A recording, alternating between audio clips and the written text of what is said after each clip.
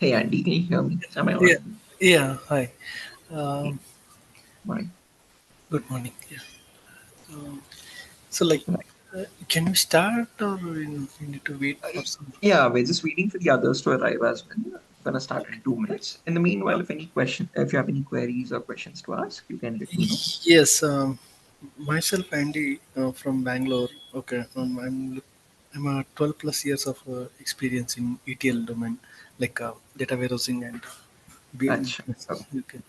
right. So, how it is helpful for me? So, just I wanted to ask. This course, Certified Ethical Hacking, is for people who want to shift into the cybersecurity domain, Andy. So this is where we'll basically learn what is penetration testing. What I mean by a penetration test is basically checking the security of all the applications and endpoints in an organization, which could also include databases.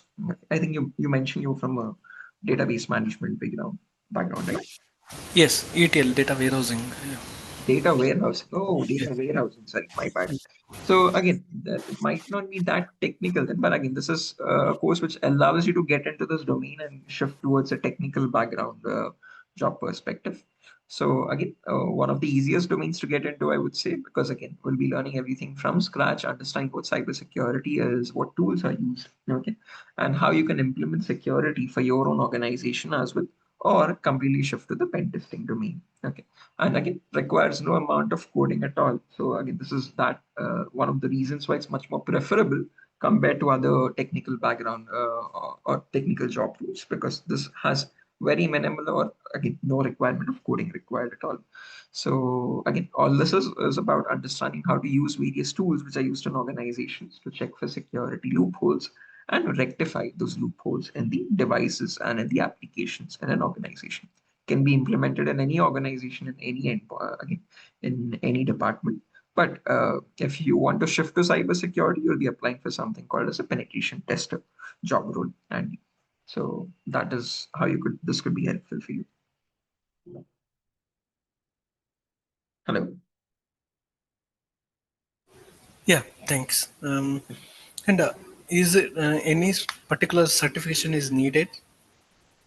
Nothing as such. Again, we'll be learning this course on the basis of that certification syllabus itself. The certification is called Certified Ethical Hacking version 13. So this is Yeah. from an organization called EC Council. If I go to my browser here,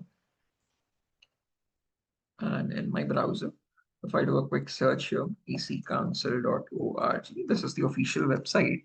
And the course we are learning is also the same course provided by the same organization. So if you click on certifications here, the first certification we have is Certified Ethical Hacking. Currently running version is version 13, okay, with the latest tools and techniques which are supposed to be known by penetration testers. So once you're done with this course, if you want to write the certification, you can apply and write the exam for the same one. But again, depends on your company. So if your companies are asking for a certification, you would apply for it. If not, again, you would attempt it at your convenience, I would say. We'll be following the same exact curriculum, the same exact modules which are mentioned over here, the same exact course outline. Okay. So again, as mentioned, if the company is willing to sponsor it, again, the company can pay for it, and it's around $500 or so, the certification exam. And whatever content we learn is more than sufficient to crack the exam and get the certificate.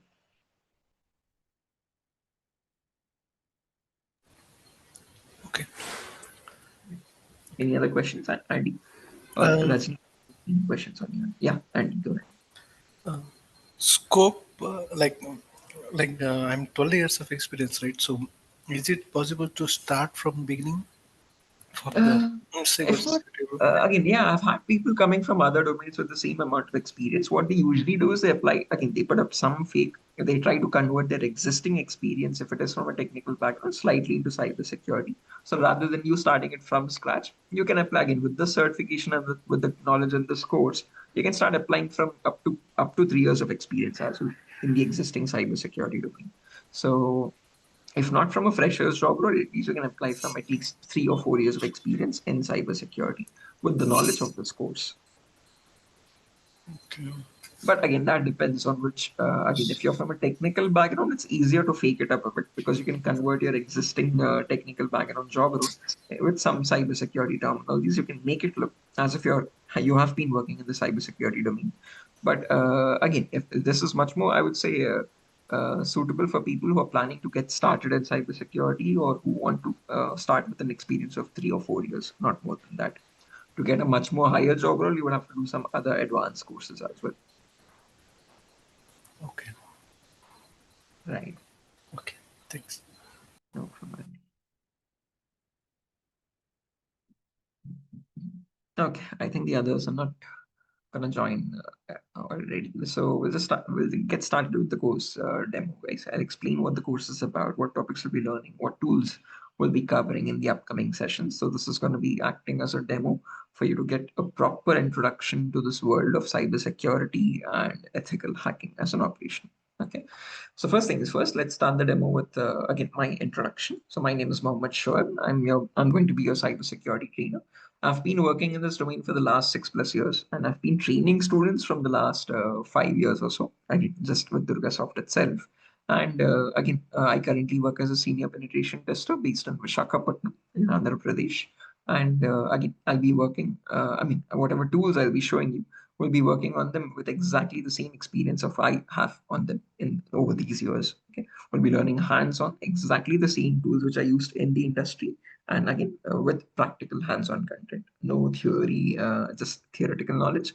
We'll be working on the same operations, and we'll be learning the roles and responsibilities of a penetration tester with real-time experience. Okay, so when you talk about this course, Certified Ethical Hacking version 13, this was created by this organization called EC Council, a globally recognized organization, specifically with their focus on cybersecurity trainings and certifications, only in the domain of cybersecurity. Okay. And when we talk about this course, ethical hacking, let's start the demo with the clarification of what hacking is and what ethical hacking is. Because a lot of students or a lot of people have a misconception that hacking and ethical hacking are one and the same. So let me start the demo with that clarity. Okay. So when you talk about hacking, this is the procedure of trying to gain access to information systems. So basically, cyber criminals try to obtain access to your devices, whether it be mobile phones or laptops or web servers or databases or whatever it be. Hackers try gaining access to these devices without the permission and without the knowledge of the person or the organization owning those systems. And this is performed by hackers for their own benefit. Once they've gotten access to your devices, they can steal your data, they can destroy your data, or they can sell your data to other people. And sometimes hackers do it just for the sake of fun, okay, just to get that thrill of being able to hack into anything. They could do that as well. Okay. Now, if hacking is such a malicious activity, why do we have a course called ethical hacking? And how is this getting ethical in the first place? To define ethical hacking, on the other hand, this is the procedure of finding vulnerabilities. So, this terminology called vulnerability is something that you'll keep coming across time and again as long as you're working in cybersecurity. Okay. So to define a vulnerability, it's a loophole, it's a flaw in the security or in the logic or the business logic of the application. So your job in ethical hacking is to find these loopholes or vulnerabilities or weaknesses in the information systems or in the applications of the organization with the consent and with the knowledge of the organization. So you're working hand in hand here with the organization. You're trying to find the vulnerabilities or the loopholes that exist in their devices, because these are the same vulnerabilities that hackers misuse or take advantage of to get access to your devices. So our job in ethical hacking is to find these vulnerabilities in the information systems with the consent and with the knowledge of the organization. And once we find these vulnerabilities, we report it back to the company. And we also apply the necessary patches so that no other hacker can basically exploit or take advantage of those vulnerabilities anymore. So you're finding the vulnerabilities, you're reporting them, and you're remediating them so that you can prevent any sort of cyber threats in the future. Okay, so you're performing the same operation as a hacker itself, but this is on the other hand, or on the contrary, to basically protect the organization from the real cyber criminals. Okay, depending on these two definitions, now we can categorize the types of hackers. There's three broad categories: one, white hat hackers; two, gray hat hackers; and three, black hat hackers. Your black hat hackers are the typical cyber criminals. These are people who perform hacking for their own benefit or just for fun without asking for consent. On the other end of the spectrum, you have white hat hackers. These are people who abide by the laws and policies of the company and they work for securing the company's infrastructure from cyber criminals. And in between, there's a third mysterious category called grey hat hackers. Now, these are people who have both the qualities of a black hat as well as a white hat. So, like a black hat hacker, they don't ask for permission first, but once they find the vulnerability, they report it back to the company for a minor exchange in return. So, when they report a vulnerability, they expect a bounty in return, okay, a financial reward for not misusing the vulnerability and just reporting it. And that's why they are also commonly known as grey hat hackers or bug bounty hunters. Now, no matter what category of a hacker you take, black hat hackers, grey hat hackers, or white hat hackers, no matter what category you take, all these are professionals who perform hacking or ethical hacking in a certain procedure. And that procedure is called as cyber kill chain. Some organizations also refer to this as hacking cycle. It's one and the same. To define it, this is the procedure that hackers follow in order to perform a successful cyber attack. So when this procedure is followed properly, the chances or the probability of an attack running successfully is very high. And the same knowledge of this procedure also allows cybersecurity professionals to understand how these attacks are being performed, to detect these attacks at the earliest time possible, and prevent them at every level in the organization. Yeah. Because unless and until you know what attacks are possible, you would not know how to defend against all those attacks.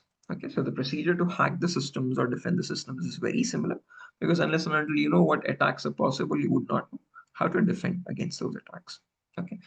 So again, fine. When you talk about the procedure of cyber kill chain, it consists of 5 stages. First, information gathering. Second, scanning.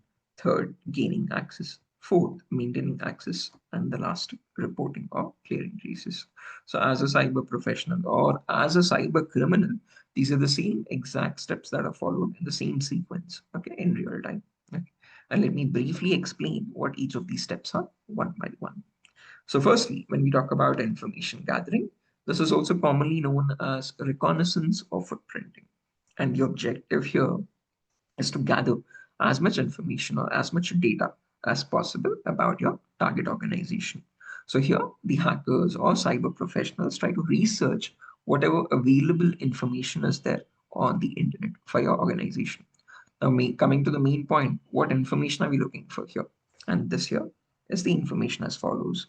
So you find the IP addresses of the network blocks belonging to the organization. You find the who's records, you find the DNS records, you find the domains and subdomains of the organization. You get the operating system information. What OS are they running? Are they running Linux servers or Windows servers? Contact numbers of the employees, email addresses of the employees, and if possible, usernames and passwords as well of those employees, which have been leaked online in data breaches and are available openly online. So believe it or not, all of this information is readily available on the internet. The only thing is you need to know what those websites are, which are used by cybersecurity professionals or cyber criminals to get this data. And I know some pieces of information here might seem a bit gibberish right now, but as we progress with our classes, I'm going to go in depth and explain each of these pieces of information, why they are relevant, how do you obtain them, and how do you misuse them to get much more higher access to the devices in the organization. Okay. So information gathering is all about you trying to obtain all these pieces of information about your target client or your target organization.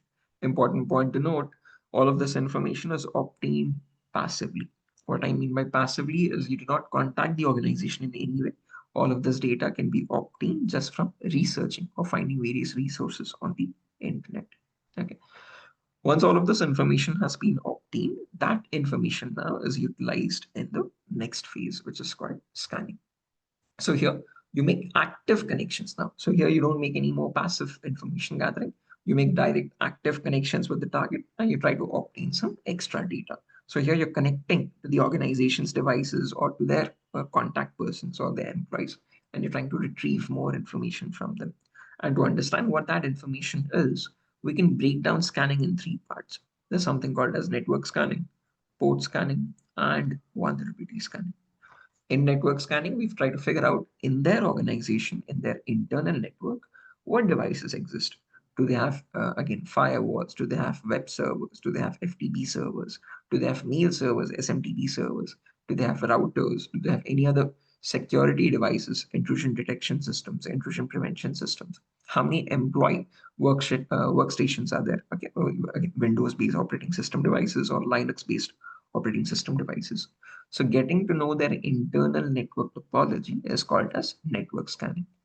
Once you know what devices exist in their organization, on those devices we perform something called port scanning, trying to figure out what ports are open and what services or what applications are running on those ports. And once you know what applications or services are running, finally you perform something called vulnerability scanning to figure out if any of those services or if any of those applications can be attacked or exploited. So this is a step-by-step procedure. You're finding the devices available first in the network. On those devices, you're finding what services are running or what applications are running.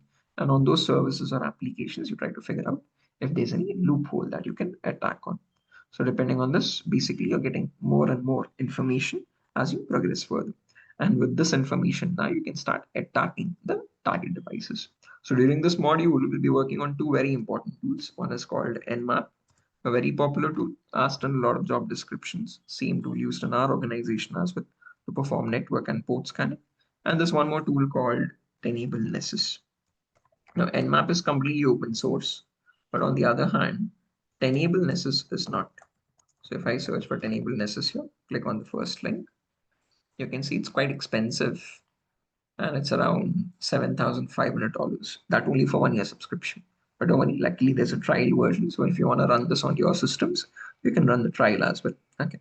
So we'll be practically working on these tools which are used in real time in the industry. I'm going to practically show you how to perform network and port scans with Nmap or a vulnerability scan with Nessus. How do you generate reports out of it? And how do you use those reports in the next phase, which is gaining access? So this is the phase where the real hacking occurs.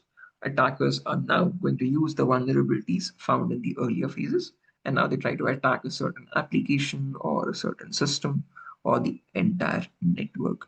So this is the core of the subject, guys. It covers all the important modules here as listed out. Let me explain each of these one by one. So the first thing we learn here is system hacking. How do you attack or basically crack or bypass the password of any device in an organization, whether it be a Windows operating system or a Linux operating system? If it is password protected, and then how do you bypass the password and get access to the internal data?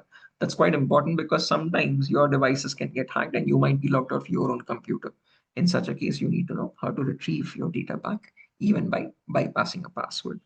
Then comes malware attacks. Malwares are malicious softwares. There's tons and tons of categories of malwares. To name a few important ones, there's viruses, worms, trojans, spyware, rootkit, whatnot. We'll practically be learning how do you create these malwares, again, how do you write these malwares in some basic scripting programs, how do you defend your system from these malwares, and how do you detect them if they're already installed on your systems without your knowledge. Then comes network penetration testing. What are the common attacks that can occur in a local network? So they are attacks like sniffing attacks, man in the middle attack, denial of service attacks, or hacking Wi-Fi routers, cracking the password for Wi-Fi routers. All of these attacks are possible in a network or with the help of a network. Okay. Sniffing is where you can capture others' data without their knowledge. Same thing applies for man in the middle. Denial of service is where you can shut down remote websites by overloading them with huge amounts of traffic. And then you have basically wireless network attacks where you can crack Wi-Fi router passwords and access others' Wi-Fi routers or their network without knowing the credentials. So all of this is possible in a network penetration test. Then comes social engineering, where we learn how to hackers basically try to create fake login pages. No matter what a page is, again, whether it be a social media page or your organization's employee login page or a banking login page, how do hackers generate exact replicas of these genuine looking pages, and how do they trick the users into getting their credentials is what we learn in social engineering. Then comes hacking web servers. So every organization has a website which acts as the face of the organization on the internet, and they might be hosted on the cloud or the web servers, on-premise web servers. So we practically learn how do you find vulnerabilities on the backend on a web server, how do you check for all the loopholes or misconfigurations on a web server, and how do you attack a web server on the front end as well. So on the website, what vulnerabilities could exist and how do you exploit them? Vulnerabilities like SQL injection, cross-site scripting, broken authentication, file upload vulnerability, whatnot. Might sound a bit gibberish again, but these are vulnerabilities which commonly exist on websites And these vulnerabilities allow you to access the admin panels without credentials or log in as other users with their cookies or upload malicious applications to a server and get access to the entire server or make modifications in a web page and purchase items for free. So all of these are some vulnerabilities which commonly exist in websites. So we'll practically learn what those vulnerabilities are and how do you perform those vulnerabilities. During this module, we'll be working on this very popular tool called Burp Suite. BURP Suite. So this is a tool which is very commonly used in organizations for web application pen testing. Okay. So there's a trial version for this as well, the community edition free version. And there's a pro commercial version as well. But don't worry, wherever you require a commercial version, I'll be providing the cracked version for that, which is completely safe. So you'll have access to all the tools required to learn this course. Okay. Then comes the next topic, evading techniques. So if an organization has security measures, intrusion detection systems, intrusion prevention systems, or firewalls, just having those devices is not sufficient. Configuring them right is what matters the most. So if they're not configured right, hackers can easily bypass all these security measures. So we'll be learning what are the correct configurations to enable in these security devices to prevent any sort of a cyber threat. Then comes vulnerability assessment. So once you have a report with all the vulnerabilities from a tool like Tenable Nessus, you just can't blindly trust that report. You perform a manual assessment of that report. You verify each and every vulnerability by manually attacking on it. So that's called vulnerability assessment by penetration testing, VAPT. So that's what we perform here. One of the most important modules on understanding how do you verify and again tell the criticality of a vulnerability to the organization. Then comes hacking mobile phones, where we learn how to attack an Android phone or an iPhone as well, for that matter. What are the tools that you can use to bypass or perform something called jailbreaking on devices like Android or iPhones? Okay. Again, the main objective here is basically understanding how to protect every single endpoint. So we talk about system security, network security, wireless security, web server security, web application security, firewall security, and mobile phone security as well. Every single endpoint that could possibly exist in an organization. We learn what are the common attacks possible on those endpoints and what are the methods to prevent those attacks in real time. That's the main objective of this course. Once this is done, there's the next module called maintaining access. So this is where once I've gotten a remote connection to your device, I need to know how to maintain a persistent connection to it. So even if you restart your system, how do I still stay connected to you? That's called as maintaining access. This is where hackers try to modify certain registry settings on a device and auto-run applications to have continued persistent connections to devices. So that's called maintaining access. And finally, once that has been obtained, as a cyber professional, what you do is perform a reporting. So ethical hackers or cybersecurity professionals generate a report for the organization, elaborating this. So these were the procedures followed, these are the vulnerabilities found, and this is how you can replicate the same vulnerabilities. So they're called as POCs, proof of concepts. We'll learn how to generate readable POCs, proof of concepts, and we also provide the solutions to remove these vulnerabilities. On the other hand, if you're not a cyber professional, but rather a cyber criminal, then we need to know what do they do as cyber criminals. So what they do is they try to remove the evidence of your actions. So we'll be learning what are the logs that they delete? How do you know the symptoms of a cyber threat? So once a cyber threat has successfully occurred, there'll be some logs missing. So we'll learn what are those logs that hackers delete, how do you delete those logs, and how do you stay anonymous. Okay. So we'll be learning how to figure out the symptoms of a successfully executed cyber threat in the other part. Okay. So this is the entire basic curriculum, I would say, the 5 modules which we'll be covering in these separate topics one by one. Okay. So each of these modules here is an elaboration on the same topics that we have covered in the demo here. And again, the course is for a duration of 35 days, where we have classes from Monday to Friday every day. And I think the batch is starting from tomorrow at 7:30 in the morning, guys. All of these sessions are being recorded. You will be getting the recordings as well. You'll be getting all the tools required. You'll be getting all the presentations that are available. All the notes is already prepared. So only thing you need is a device to perform these practicals on and install these tools. A device with at least 8 gigs of RAM, the memory, and at least a storage of 100 gigabytes of free storage on your device. Okay. And yeah, that would be the only prerequisite required for the course, because all the other prerequisites are included in the course itself. Before we dive into all these topics, we'll be learning networking, we'll be learning Linux commands, we'll learn how to set up the lab environment, what is virtualization. We'll cover all these fundamentals first, and then we dive into the other concepts. introduction, footprinting, scanning, enumeration, etc., etc. Okay, so that is a brief intro on what the course is about, guys. So if you have any questions now, you can let me know. Andy, Rajnikant, Vinod, Vishal.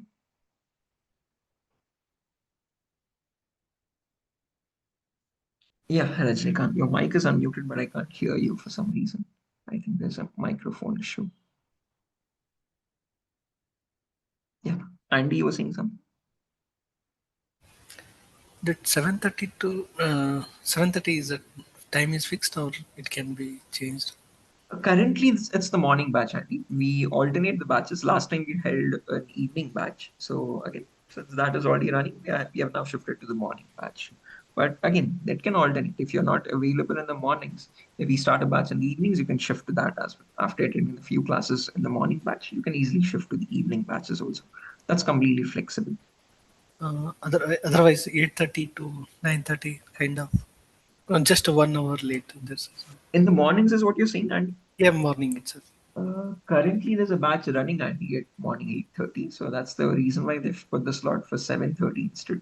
But if that doesn't work, you can join in the evenings as well. They'll be starting a batch in the evening from next week again. Okay. Right. And Actually, I work in EST timing, so late night I will be working. So Acha. Mm, or you can do one thing, and you can join for the first few days at 7:30, and once the 8:30 batch ends, so that's going to end in around 10 days. So in that 10 days, which is basically 2 weeks, you can join at the 8:30 slot. We can shift the 7:30 to the 8:30 slot. So that is also possible. But at least for the first few days, you would have to attend at this time slot, okay, 7:30. That's the issue. okay, Because there's 2 more weeks of classes left for the 8:30 batch. So once that is done, we can shift this to a suitable time slot according to all the students. Vishal, for the course price queries, you'll have to contact the institute itself, Vishal. Apologies about that. If I'm not wrong, it's around 10,000. But just to get a confirmation, please contact the institute. 10,000 rupees. And I think they will provide some other information as well regarding installments and stuff. I can only answer the cyber security questions. So for the course price and any other details regarding the payment or the QR codes or the installments, please contact the institute for that case. Okay. As far as I know, it is 10,000 rupees in Indian currency. Okay. And yes, they do allow installments as well. But for confirmation, please contact the institute.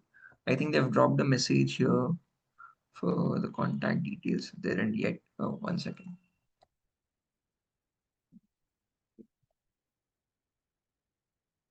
This is the official website, and you can always contact on these numbers. Any of these numbers would do. It's Sunday today, so maybe they'll be available for the half the day, and you can contact them tomorrow as well. And again, for the for the next 2 3 days, we're gonna have demos itself, guys. We're gonna start the next topic, which is called networking fundamentals. So those are gonna be demos as well. If you've registered with the correct email, you'll get the link for the next session where we talk about networking. This is a prerequisite for cybersecurity.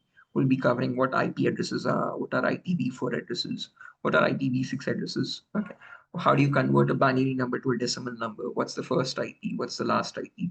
What's the sequence of IPs? What are the categories of IPs? What are public IPs, private IPs?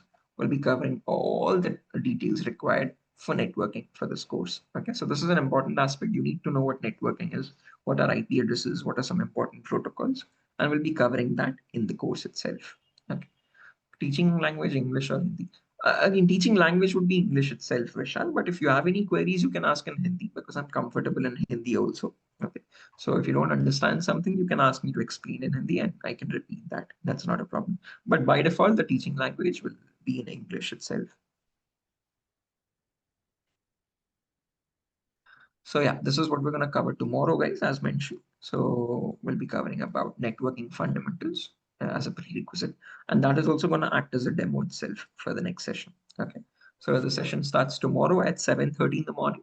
And if you have any queries also, you can contact the institute for the payment related queries. Otherwise, if you have any other questions regarding the technical stuff or the cybersecurity content wise stuff, you can ask me now since we have some time for a Q&A session. For 12 years of experience, how much we can target for compensation, like CTC?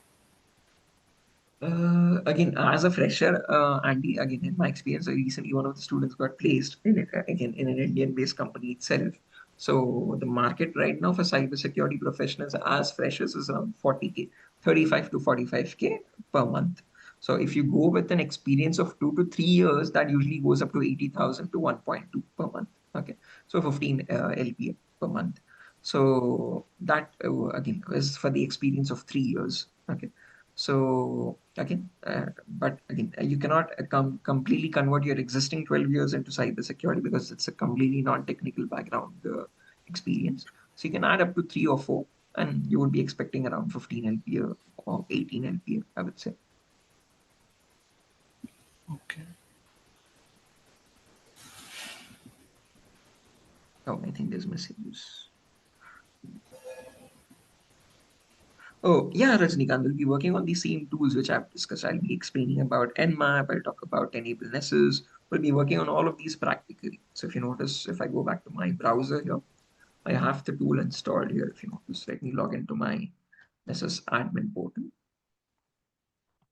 So I'm going to show you practically how to install each of these tools, how to run each of these tools, how do you perform a vulnerability scan, how do you check the report, how do you perform pen testing with this report.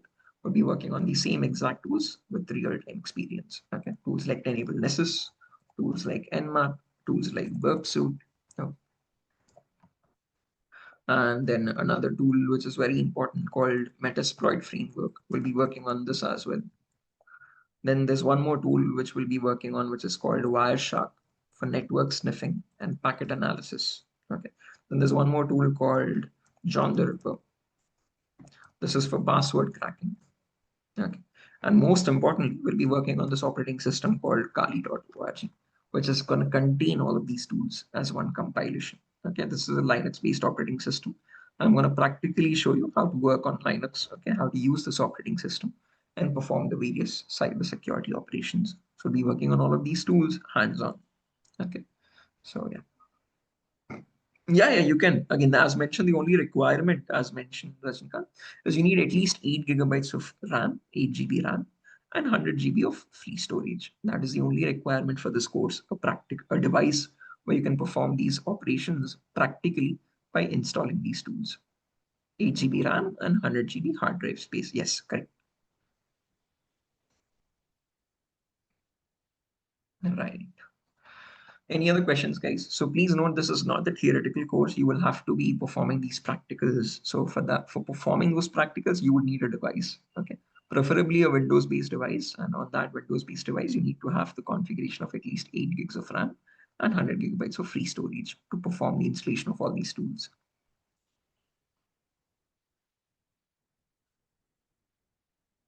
How to bug report tools. Again, when we talk about reporting tools, we'll be using the Nessus itself, Vishal. So Nessus automatically generates a report for you, a PDF document with all the vulnerabilities and all the bugs listed out. Even the Burpsuit tool also allows you to generate automated reports itself. Okay. Otherwise, I'm also going to show you how to write your reports yourself. Okay, as a penetration tester, how do you include all the concepts in a POC, a proof of concept document? Okay, so how do you write it yourself? We'll be learning that as well. Okay. Otherwise, as mentioned, for performing the bug or the vulnerability analysis, we automatically get reports from tools like Enable Nessus and tools like Burpsuit. They themselves will generate a report for us. And that report can be used later on by us to perform a POC document or create a final POC document. Is that clear, Vishal?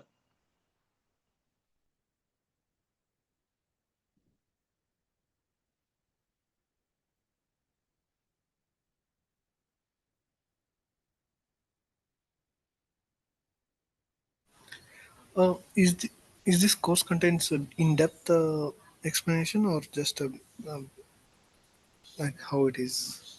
No. It's going to be an in-depth course itself, Aldi. No theory knowledge as mentioned. Whatever tools I've been working with in the industry for the last 5 to 6 years, I'm going to show those practically hands-on in-depth. Okay. No theory knowledge, no just surface knowledge. I'm going to go in-depth on each topic. I'm going to explain everything from scratch up to the advanced level. Okay. And after this course is done, what usually divides is after CH is done, you'll be choosing one specialization, but that is usually after 2-3 years of existing experience. So you can choose one specialization like network security or web security or cloud security or wireless security or IoT security. What this course does is it gives you advanced level knowledge up to of all the domains. We talk about every endpoint security in this course. Okay. To specialize in one of them, you choose another course after this course is done. Okay, so this will be covering everything from the very basics up to advanced level. But for specializations on each of these domains, you have a separate course again. So that is later on after a few years of experience in the existing domain. Is that clear, Andy? Yeah, got it. Thanks. All right. Any other questions, guys? Any other queries or doubts? Hi, Shoaib. Is this course good for people experienced over 15 years? Like, Again, yeah, same question was asked by Andy as well. He has a 12 years of experience in data warehousing. So as mentioned, guys, this is a course specifically for people who are planning to get started in cybersecurity or up to 3 years of you can fake it up to 3 years of experience in cybersecurity. If you're already in the IT domain, it depends on how you can convert your existing resume or shift it slightly towards cybersecurity. So that would add some more years. Otherwise, no, as mentioned if you can't, if you're from a completely non-technical background for the last 15 years or so, then this might be a bit troublesome because yeah, this, yeah, I'm a programmer. Actually, I've been 15 years on the IT platform. One of the things is completely different from what I'm working. right. Definitely different from existing domain. So after this course is done, again, you'll understand what the vulnerabilities are, what tools you use in cybersecurity, and what kind of vulnerabilities exist from this one on. And after that, you can choose a specialization like DevSecOps, again, related to SAST, static analysis security testing. So that is where you can shift towards after this course is done, which allows you to use your existing experience as a developer in cybersecurity to learn how to perform secure coding and find vulnerabilities in applications and perform testing of those applications. So that is how you can convert this course into something advantageous, I would say, or beneficial. And there are no prerequisites to learn this, right? It's just like we can learn it normally, right? Oh, no, sorry, come again. I didn't hear No, you. there's no prerequisite for this to learn cybersecurity, right? There's no, your voice is getting cut. Theory questions, I didn't get you. No, I'm saying I'm mentioning like prerequisites to learn this Oh, cybersecurity. prerequisites. Oh, sorry. Yeah, there are, but they are included in the course itself. So the prerequisites are networking fundamentals, Linux commands, and virtualization.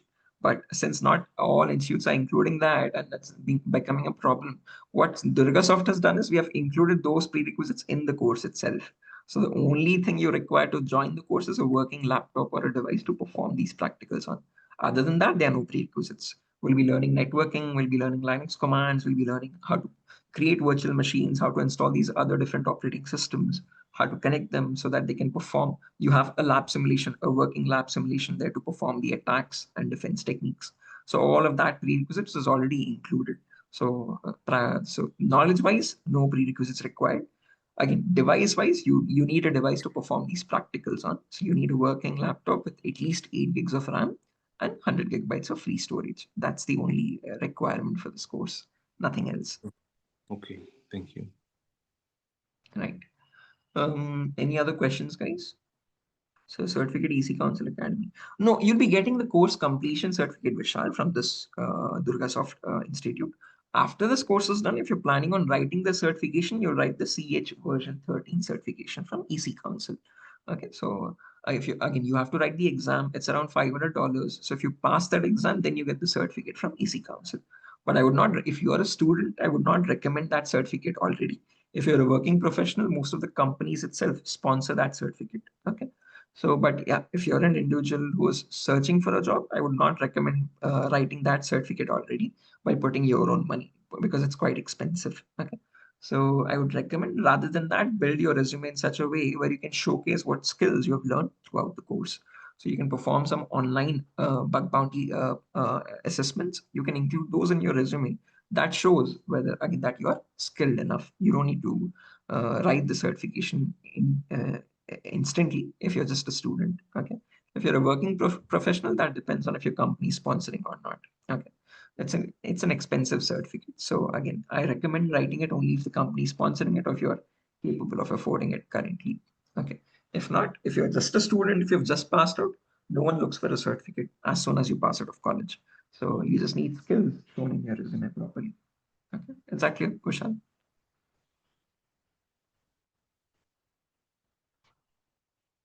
Right. Any other questions, guys? Andy, Rajnikant, Vinod, Vishal. Yeah, Shoaib, am I audible now? Oh, now you're audible, Rajnikant. I have changed my laptop. I was not able to speak on that. I mean, my mic was not working. Right. Okay, so I have been working as a DBA, database administrator, and Oh. I am having 15 years of experience. So how this course can help me?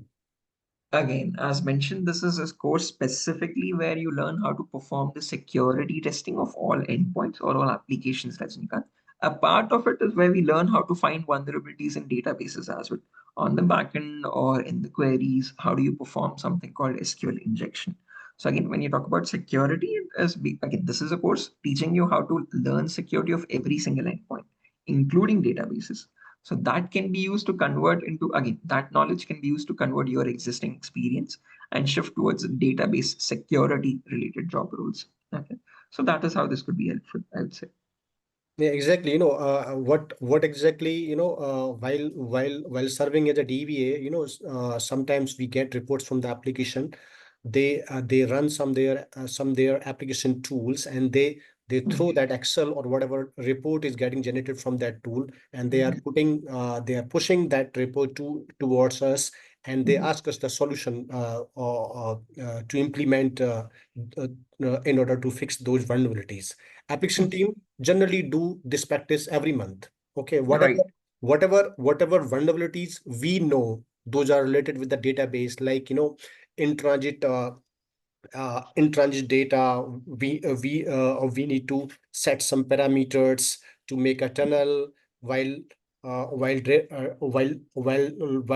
while data is being accessed and passing through a network, like that. So whatever we know at our level, we implement those things like that. So this is what we have seen so far. But as a DBA here, uh, as such, we are simply doing some whitelisting of ports and this and that only. We are just making sure whether the communication is happening between the source and the destination, because the database is always running on the private IPs. I mean, those are not accessible publicly, and those are applicable only to the applications. So we ensure whether the two-way communication is happening between source and the target. This is what kind of work we do generally. So I just wanted to know more about security that is being implemented by someone at the infrastructure level, which I'm not aware about. Yeah, again, what you have mentioned is only for the private local databases, Rajnikant. So Yeah. when we talk about SQL injections here, these are basically the public facing databases. So what is blind SQL injection? What is your second band SQL injection? Okay, what is SQL injection in the first place? What are these malicious queries? How do they work? How do you capture a request with a tool like Burp Suite? And in those requests, in the parameters, is there a possibility to inject such queries? So we learn SQL injection that way. Okay. So understanding how you can basically bypass authentication or perform modification of content in the database by injecting malicious queries. So as simple as, for example, if I have a page here, just a second. So let's say there's this login page here. Now, from a web pen tester's point of view, he needs to know if there's a way of exploiting this web page, which is connected to a database in the backend. So as a pen tester, you need to know what are the queries that you can enter here, which could allow you to bypass that authentication. So if I enter a query as simple as single quote or one equal to one, hyphen hyphen, you might know what this would occur. If this is not configured in the right way, if the database is not configured in the right way, this allows me to bypass authentication and get me direct admin access. So why is that query working? What are the other sorts of queries possible? What kind of an SQL injection is this? What are the different categories of SQL injection that are possible? That's what we'll be learning as again, a pen tester in this domain. And this is what the course is going to teach you on or train you on. Why is this happening? What logic caused me to get an admin access without knowing the credentials for that user account or for the admin panel? So that is what, again, that is how this course is going to help you, Rajnikant. Okay, so the tools which you have told us during this demo, we can install them on our machine. I mean, Yeah, are these free for some time, or we yeah, can use most them of for? the no. Again, there are some open source tools, there are some commercial tools which have a trial limit for a certain period, but again, there's a way to bypass those trials as well. And tools which are not available for you as a trial, but still are commercial, I'll be providing the cracked versions of it. So you'll have access to every tool for unlimited time. There's no worry about that. Okay, it's my responsibility to see to that you have the tool access for as long as you want to perform all these all practicals. Okay, so but I would say almost 75% of them are open source itself. There are 25% which are commercial, which have trials and which don't have trials. I'll still give you access to those tools. Okay, Hello? Yeah. sounds good. Okay, Rajnikant. Right. Yeah. Any other questions, Rajnikant? Or others? Any questions? Oh, I think DurgaSoft has dropped a message now. You can see there's the demo link to join the sessions from tomorrow. You can copy paste that link and keep it aside so that you can join the demos from tomorrow at 7:30 in the morning. And oh, they didn't mention any contact numbers for fee related queries. But So yeah, you can how still many contact them. how many demos are there? Three more, Rajnikant. So the next topic, networking fundamentals. So that is what I'm going to take up in the demos for the next 3 days, Monday, Tuesday, and Wednesday. I think Thursday or Friday, the link will change for registered classes. So Okay. the same class won't repeat. We're going to learn something or other new in every single demo. So I would recommend joining all the demos. We won't be repeating concepts. We'll be learning all the newer concepts itself in the upcoming demos also. Okay. So this is the first day. I mean, we Yeah, haven't this is used the them. first demo, which we Okay. conducted today on the Sunday. And then Monday, Tuesday, Wednesday, I suppose Thursday as well, not sure. But the next 3 days are confirmed demos where we talk about the next topic, which is networking fundamentals. So, as a cybersecurity professional, what amount of networking knowledge do you need? We'll be covering all that in the next 3 classes. Yeah. So I mean, we are not coming from the network background, so Definitely. I mean, whatever you are going to teach, will that be enough to? Yeah, more than sufficient. So you don't need to do the entire CCNA Cisco certified network admin course. Whatever content I am showing, that is more than sufficient for cybersecurity. We'll be learning what IP addresses are, what are IPv4 addresses, what are IPv6 addresses, what are public IPs, what are private IPs, what are some important protocols, what is DHCP protocol, what is DNS protocol. Okay, so whatever is required as a cybersecurity professional, that much amount of networking knowledge is more than sufficient.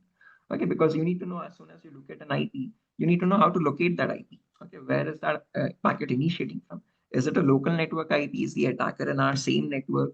Is it a public IP? Is the attack coming from an external network? If it is a public IP, from what part of the world is that IP, again, that packet coming from? That amount of knowledge is required as a cybersecurity professional, and we'll be learning that. So all the prerequisites for cybersecurity are included in the course. Everything will be taught first, and then we dive into the cybersecurity concepts, guys. So again, this is a commonly faced problem by students from other institutes. We try to rectify it here. We are including the prerequisites as well in the course itself, so that you don't have to learn something before you join the course. All you need is just a device to perform the practicals on, nothing more. Okay. Right. We will get a full theory related notes, right? On all the notes, all the presentation documents, everything is already prepared, and you'll be getting these directly from me. So once the course starts and once you're registered, I'll be sharing these documents myself. All the notes and the presentation slides will be shared with all the students, including the recordings. The recordings the institute will share directly to your Google Drive. You'll have access to those for around 1 year. I'm not sure. I think 6 months or 1 year. I'm not sure exactly. They have recently changed those conditions. So for 6 months or 1 year, I'll confirm with the institute. Once you'll have access to the recordings also. Documentation, I'll directly share it to you on your email. You'll have access to it forever. Okay. Right. And after course, how that will be helping for finding a jobs and Again, yeah, there's no consultancy service provided by DurgaSoft, Rajnikant. So again, the only thing is the word of mouth and networking that I have or the institute has with other people and the companies or HRs. So I do keep getting requirements from a lot of places for cybersecurity professionals, and I forward that to all the students. So I'll be creating a WhatsApp group, and in that group, I'll be placing all the requirements that we get for cybersecurity. And again, I'll also be sharing some resume samples, again, how you can include or add cybersecurity content to your existing resume.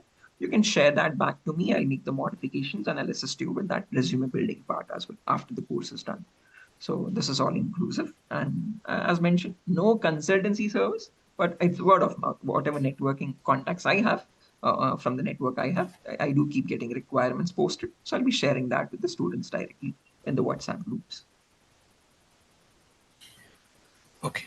Right. So it's just like a community of all the students I've had over the years and all the people who already got placed. Okay, so they keep posting requirements. So that requirements is what I share with the students forward. Okay. Okay. How is the market like?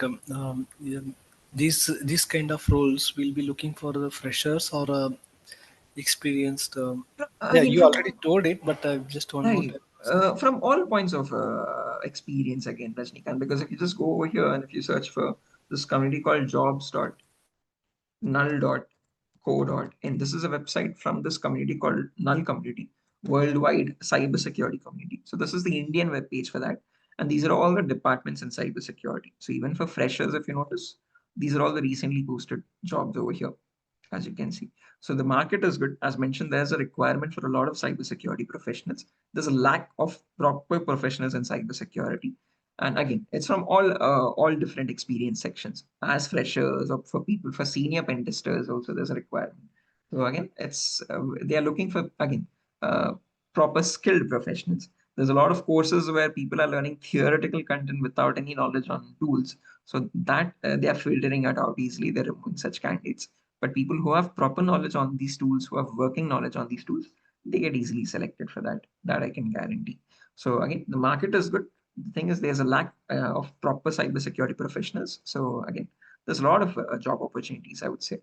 But you need to know what the tools are and how to use those tools practically. So this is a very thinking out of the box kind of a topic, cybersecurity. So you need to know how to run those tools efficiently. How do you find vulnerabilities constantly? What are the other possibilities of finding those vulnerabilities? You need to think a bit that way to again excel in this domain, I would say. Okay. Are we going to cover up something in the cloud security also? Because everything is running on cloud nowadays. Right, definitely. We'll be working on what cloud security is, what are the vulnerabilities that commonly exist on cloud architecture also. But again, as mentioned, only such domains are very huge to finally cover in one single course. In this course, we'll be learning how to perform pen testing on every endpoint up to intermediate level, which is quite advanced. Okay, after that, you choose a specialization of your choice. So we'll be covering network security, mobile security, cloud security, web application security, firewall security, database security. We'll be covering every single endpoint that could possibly exist in an organization or on the cloud. Okay. And then again, that up to the intermediate level. And after that, if you're planning on specialization in one of those, you'd select one. That's the same structure that is given by EC Council as well. So the first course that they train on is CEH. And after that, there are multiple segregations for SOC analysis, for forensics, for network security, for encryption, for DevSecOps, for cloud security. There are advanced courses for each and every single separate specialization. CH is going to cover everything up to intermediate level. For other much more in-depth knowledge, you take a specialization after that. Okay, just like in any other domain, even in networking, there's the first entry level course, which is CCNA, then CCNB, CCIE. Same thing in cybersecurity as well. Is that clear, Andy? So this EC Council is governed by who It's is a US-based organization. It was okay. created by the US military itself. There's a organization called Lockheed Martin in US. So that is the organization, US-based organization, which generated EC Council. One of the Okay. employees in that government, in the US-based government, started EC Council. It's a US-based. And the course which we are going to cover, I mean this in this course, this has been picked up from here only, right? From here itself, from this course, Certified Ethical Hacking, Okay. EC Council. This is the See, same curriculum that we'll be working on, which is mentioned here, the course outline. I can drop this link as well in the chat. 1 second. Yeah, it's dropped in the chat, guys. so we can get more info about this course from this site, right? Yeah, from this exact web page. What what exactly we are going to learn here, we can get the information from this website. Right. Same thing has been mentioned in the DurgaSoft's webpage as well. You can cover it from there also. Or if not, you can check it out from here as well. Okay. Right. And I've dropped the link, Rajnikant, in chat. You can Yeah, look yeah, into yeah. that link as well Yeah, from the official website. sure. Any other questions or any other doubts, guys? Frankly speaking, it's more than That's this because these people have not, again, if you check their modules, they have not even included those fundamentals. It's directly from Introduction to Ethical Hacking and Footprinting. But in between these two concepts, we're going to cover the prerequisites also. So even EC Council has not included the prerequisites. We'll be covering net. So what was today was Introduction to Ethical Hacking. Then we learn what networking is, what Linux commands are, what is virtualization, how do you set up the Kali Linux environment, okay, or the simulation. And then we dive into the footprinting part. So this is also missing some prerequisites. It does not have those. For much better content, I would recommend going to the DurgaSoft web page there instead. Okay. But other than that, all the other same modules are covered. All the other modules which I mentioned here will be covered in the course. Otherwise, yeah, that sound good. I mean, but the timing is the only concern because the batch is starting at 7:30, right? That was again because that was from a request from the earlier batches, Rajnikant. They were telling since we are working professionals, if you put it at 8:30, we're getting late for office. So we want something much earlier. So this month actually, so last month we started 8:30 in the morning. That is currently running right now. They wanted it much earlier, so that's why this month we started at 7:30. So, but Mm. again, as mentioned, the 8:30 batch will be ending in 2 weeks. So once that is done, we can shift the 7:30 thing to the 8:30 one. That is the only again, the best thing I can do from my end, guys. So you'll have to Yeah, wait yeah, for a few because more days for that 8:30 slot to end. generally, what happens, my shift starts at 8, and Right, before 8, I generally go to drop my kids to school, in fact. So I come back by right, 8, by the way. right, right. So, I mean, this is quite Yeah, it's a bit bit, conflicting yeah, here. yeah. So conflict there. Secondly, it's a 1 hour class daily, right? Monday to Friday. Right, Monday to Friday, 1 hour. Hmm. Or you Okay. can do one thing, guys. If there's multiple people who want it at, again, if I know some people are having it a bit troublesome with evening as well. But if there's a possibility, if all of you request for an evening batch, if there's a confirmation like with the registered students, I can shift it to evening as well. But depends on all the students' availability and feasibility and all that. So for now, this is the current batch running 7:30. After a week, I can shift it to 8:30. If not, I can completely shift it to evening slot also. Evening 8:30 p.m. is also there's an available slot. We're planning on starting a new batch for 8:30 p.m. in the evenings actually. Not sure how many of you are okay with that time slot. But yeah, once I have a confirmed list of registered students, I can put that timing flexible.